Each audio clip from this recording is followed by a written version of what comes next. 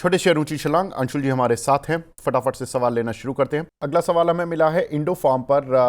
इसमें एक बोल बार रहे सर हैं कि कपन। एक बार सर एक रिक्वेस्ट है, एक बार चार्ट लगवाइए एक्यूटास का। ACUTAAS एक्यूटास का लगा के एक्यूटास, ए उसको। सी हाँ, ACUT एक्यूटास एस। केमिकल, ये 1487 हाँ वाला। हाँ हाँ ठीक है, हाँ।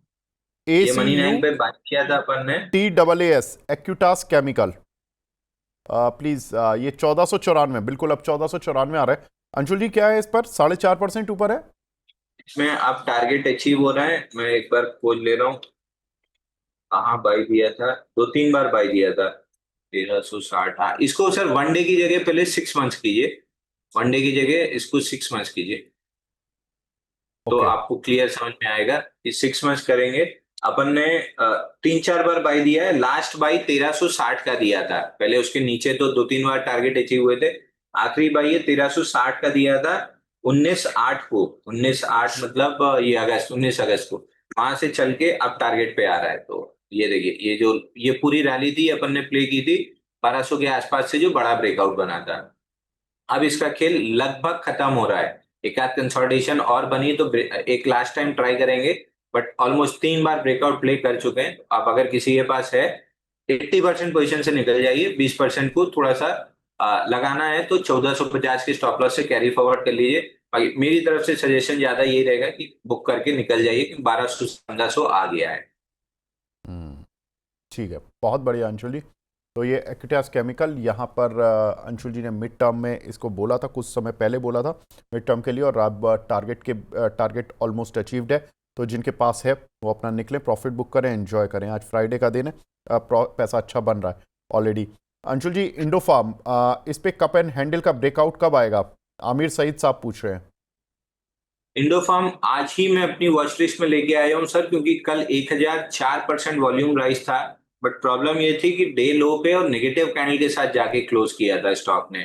तो ये मे बी प्रॉफिट बुकिंग हो सकती है, मे बी ये इंस्टीट्यूशन का तरीका हो सकता है शेकआउट करने का, क्योंकि पूरे बेस में 6-7 इंस्टीट्यूशन कैंडल हैं। तो मैं मान के चल रहा हूँ कि ये जो कल हुआ है, खुला बेहाई लगाया और वापस डे लो पे क्लोज हुआ, ये वीक लॉन्ग्स को एलिमिनेट कराने की कोशिश है। अब डेली मूविंग एवरेज इसका 220 पे छूटा हुआ है, तो वो कैचअप होने में 8-10 दिन लग सकते हैं। तो जैसे ये 8-10 दिन बाद कंप्लीट होगा और डेली मूविंग एवरेज कैचअप हो जाएगा, क्योंकि कोई भी कप एंड हैंडल पैटर्न अगर डेली के शॉर्ट टर्म मूविंग एवरेज से दूर होके ब्रेकआउट दे रहा है, तो वो 100 में से 80 ब्रेकआउट फेल होते हैं, बीसी चलते हैं। तो इसको और डेली मूविंग एवरेज कैचअप हो जाने दीजिए, 8-10 दिन लगेगा, उसके बाद बाई देंगे। आज ही मतलब कल शाम को जो वॉल्यूम आया था उसकी वजह से हमने इसको एक्टिव वॉच लिस्ट में लाए हैं। तो जिस भी दिन हम्म, कैचअप हो के ब्रेकआउट बनेगा, जरूर हमारी लिस्ट में रहेगा। ठीक है। अदानी एनर्जी सॉल्यूशन 880 रुपये का लिया हुआ है। हमारे एक दर्शक हैं आनंद बाली साहब ने, इस पे 6 महीने के लिए बता दीजिए सर क्या करना चाहिए। सर ये वीकेस्ट ऑफ द काउंटर था अदानी ग्रुप में, तो मैं इस पे तो हमेशा ही मना किया हूं कि इसकी जगह आप बाकी दो में लीजिए। वहां पे थोड़ा इंस्टीट्यूशन इंटरेस्ट ज्यादा दिखता है। थोड़ा सा स्लो मूवर है, नीचे गैप छूटा हुआ है 715 के अराउंड। नहीं नहीं, वो भी नहीं है। नहीं, इसमें नीचे कोई गैप नहीं है, एकदम ड्राइड अप वॉल्यूम पे नीचे आ रहा है सर ये। अब चलें, जब अदानी चलेंगे स्टॉक्स तो ये भी चलेगा, बट ये कम दौड़ेगा। सबसे तेज अदानी ग्रीन दौड़ेगा, उससे कम तेज मतलब सेकंड इन लाइन वो रहेगा, एटीजीएल रहेगा। Third in line Adani power रहेगा। Fourth in line Adani energy solution रहेगा। तो ये दिक्कत रहेगी स्टॉक में। बाकी जब अदानी चलेंगे तो ये सब एक ही साथ चलेंगे। ठीक है। शंकर जी बोल रहे हैं शिक्षक दिवस की शुभकामनाएं सर। विवेक जी, अंशुल जी, संदीप ग्रोवर जी, सुमित मेहरोत्रा जी, अंशुल जी, प्रशांत जी, आखिर आप हमारे परम गुरु हैं, मार्केट के आप लोगों को भगवान खुश रखे सर। बहुत बहुत शुक्रिया शंकर जी, आप की बधाइयाँ हमारे लिए देखिए बहुत टॉनिक का काम करती हैं, और इस तरह की अगर वर्ड्स आते हैं तो बहुत स्ट्रेंथ मिलती है और अच्छा करने के लिए। Thank you so much. अगला सवाल हमें मिला है एस के आहूजा जी का। डाबर लिए हुए इन्होंने 530 के, इस पर क्या करें? टावर में 3 दिन में मूव लेके ऑलमोस्ट अपना टारगेट 586 कंप्लीट किया है, जो अपन ने डिस्कस किया था बिफोर लास्ट वीक। अब कुछ इसमें नया हम्म, नहीं दिख रहा है। अब शायद ये प्रॉफिट बुकिंग में आ जाए या फंस जाए। क्योंकि एफएमसीजी इंडेक्स ही मेरे को अच्छा नहीं लग रहा है। इसने फिर 3 साल के रिवैप को वीकली चार्ट पे इस वीक में रिजेक्ट किया है। तो अगर इंडेक्स गिरना स्टार्ट किया तो ये सारे स्टॉक्स गिरना स्टार्ट करेंगे। बार बार बोल रहा हूँ, अगर आप एफएमसीजी ये जीएसटी के चक्कर में ले रहे हैं, वही हाल होगा जो बिरला जी ने आइडिया के शेयर खरीदे हैं सोच के। आइडिया जिसने लिया है सबका 60-60% नीचे है। तो एफएमसीजी मेरे को नहीं लगता परफॉर्म करेगा। कर जाए अलग बात है, बट लग नहीं रहा कि करेगा। ठीक है।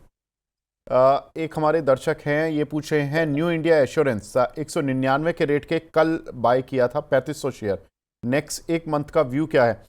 इन पर अंशुल जी, ये NIACL के नाम से आता है। आप अगर देखो तो ये जितनी भी इंश्योरेंस कंपनियां हैं इनमें जीएसटी हटने की बात थी और उसमें हटा भी है। अपार्ट फ्रॉम जो इक्विटी लिंक प्लान है उनके अलावा जीएसटी हट गया है। जो 18% था वो हट गया, जीरो हो गया। तो सर कैसे देखें, इनको कोई फायदा नहीं मिला, कोई काउंटर मूव ही नहीं किया।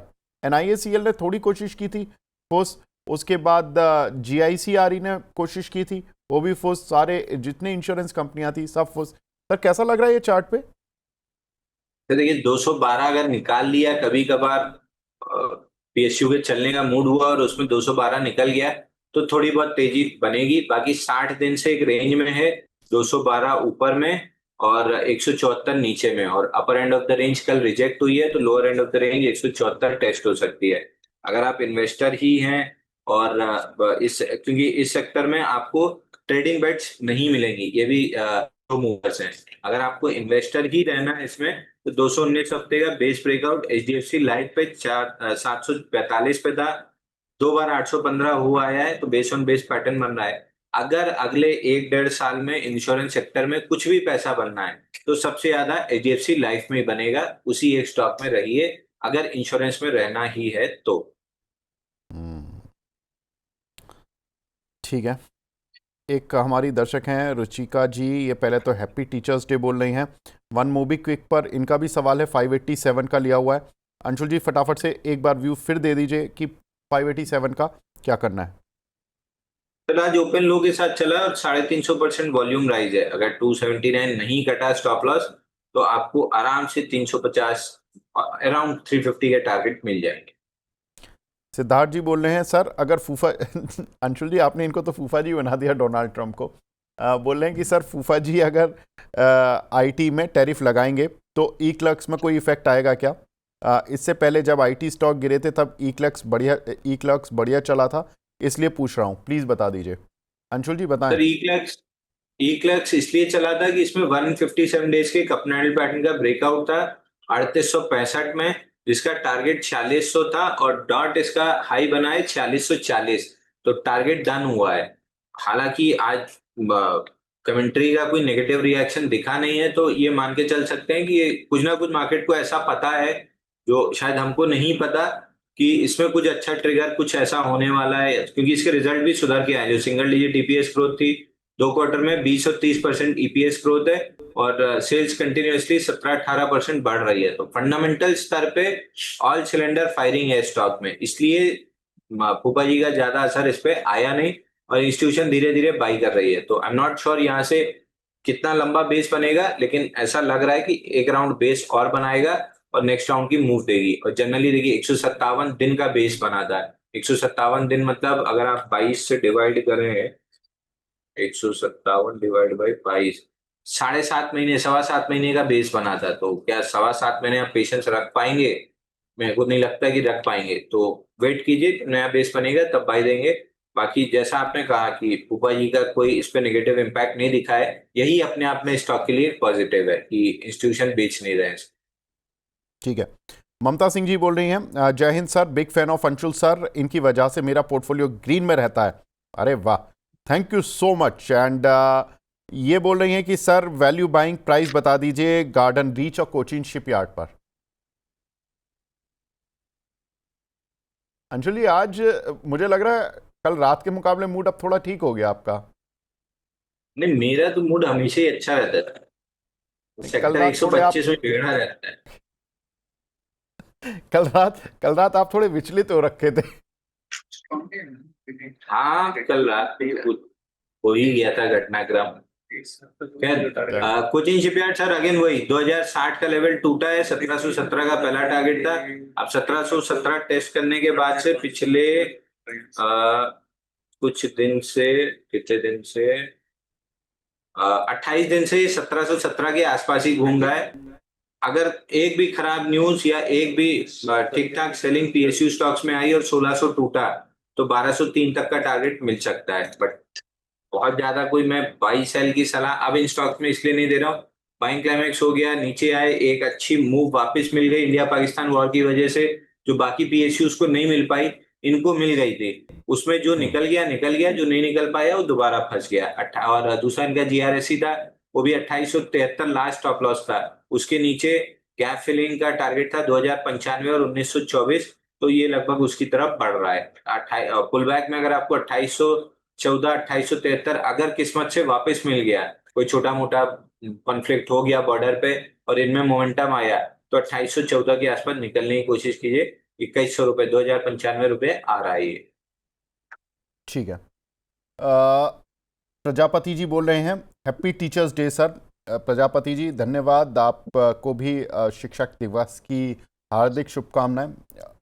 इनका सवाल है सर महिंद्रा लाइफ पर, इनकी एवरेज है 410 रुपए की, क्या करना है इस पर?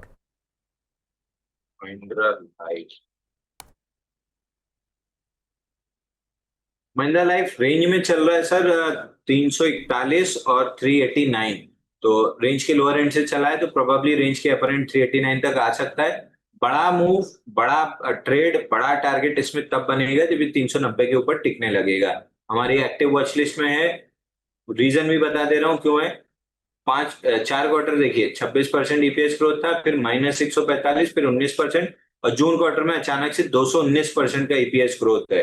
तो ईपीएस ग्रोथ जिस हिसाब से बढ़ी है, कहीं ना कहीं इंस्टीट्यूशन का इंटरेस्ट आना चाहिए। लेकिन मैं तभी पार्टिसिपेट करूंगा जब 391 के ऊपर ये स्टॉक टिकना चालू करेगा। तो रेंज प्लेयर जो रेंज प्ले करते हैं, 340 की रेंज है, लोअर एंड से चला है, अपर एंड 389 तक आ सकता है। मैं ब्रेकआउट प्लेयर हूं तो मैं ब्रेकआउट 389 के बाद प्ले करूंगा। ठीक है सर। सर एक सवाल मिला है हमें सेजिलिटी पर, सेजिलिटी में क्या चार्ट पैटर्न बनना है? सर अक्सर ये 44 से 46 की रेंज में फंसा रहता है, आज शायद 43 को भी तोड़ा है इस काउंटर ने, काफ़ी समय बाद तोड़ा होगा आई थिंक। क्या मैंने ज़्यादा चार्ट पैटर्न तो नहीं देखा, एक बार मैं देख लेता हूँ, लेकिन बताएं सर इस पर।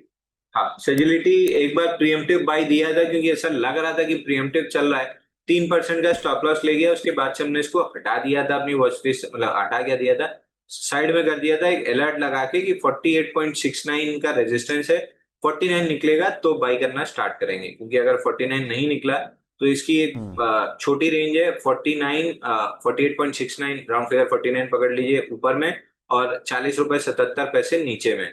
अभी upper end of the range reject हुई है तो नीचे आ सकता है, बट जिससे आपके ईपीएस और सेल्स इसकी ठीक ठाक हो रही है, मेरे ख्याल से कंसोलिडेशन थोड़ा लंबा चलेगा और फिर 49 का ब्रेकआउट मिलेगा। तो स्टॉक पे बेरिश तो नहीं हूं, लेकिन चूंकि मोमेंटम नहीं है और ब्रेकआउट नहीं बना है तो बुलिश भी नहीं है।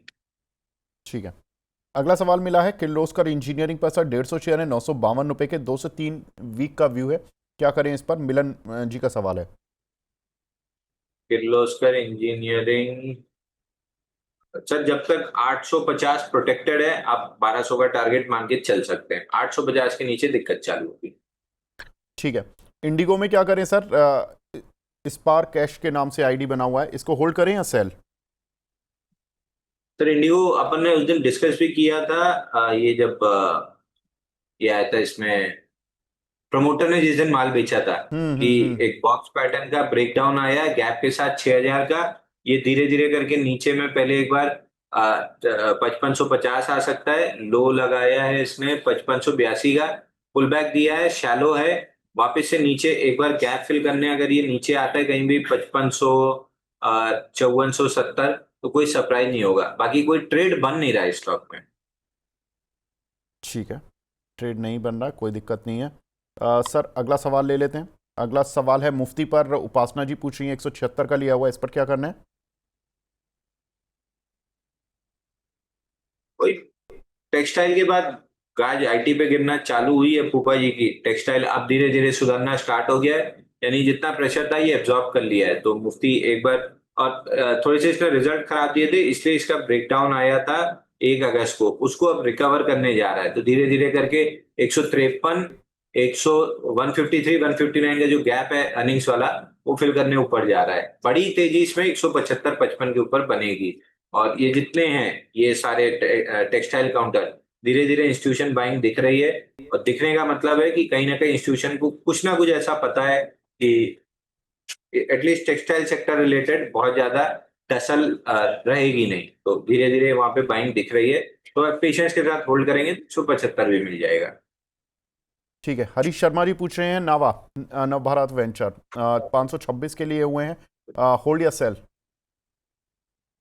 नावा नावा पुल बैक ले रहा है सर 673 का जो पिछला ब्रेकआउट था। तो जब तक 670 के ऊपर प्रोटेक्टेड है स्टॉक में, ऊपर करीब करीब 740, 745 आपको ट्रेडिंग मूव मिल सकती है। ठीक है, भजीश के नाम से आईडी है, बोल रहे हैं happy teachers day Anshul ji, and most of your share सुन के काम हो जाता है। एक शेयर पूछना है एम सुमी, इस पर राय दीजिए। ग्रैंड सुमी में तो जब से टारगेट कंप्लीट हुए थे 44, 45 जोन के पिछली बार, तब से आउट ऑफ वॉच लिस्ट है। ये पिछले 5 दिन में चला तो जरूर है 40 रुपए से बढ़ के 45 रुपए तक, बट प्रॉब्लम ये है कि वॉल्यूम बहुत अच्छा नहीं है। तो मेरे को थोड़ी सी डाउट है।